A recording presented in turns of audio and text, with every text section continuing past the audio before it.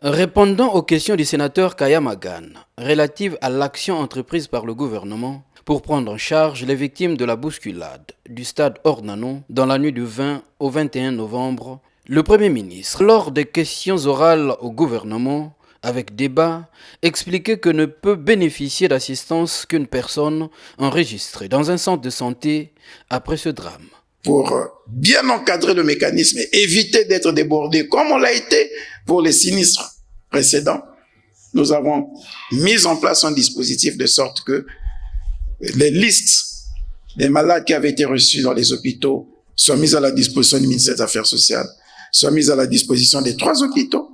de sorte que la personne qui vient pour son suivi en ambulatoire soit traitée lorsqu'on aura constaté que son nom figure bien sur la liste.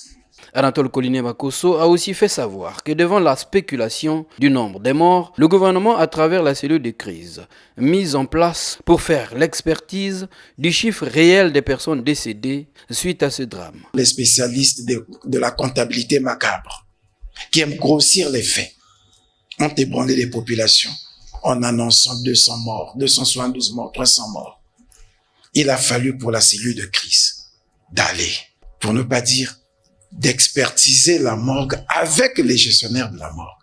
pour être tombé d'accord sur le nombre 31 que nous avons vu et dont 29 ont été identifiés ce jour-là par les familles. Lors de cette séance de questions orales au gouvernement, avec débat au Sénat, 13 sénateurs ont posé les questions à 11 ministres.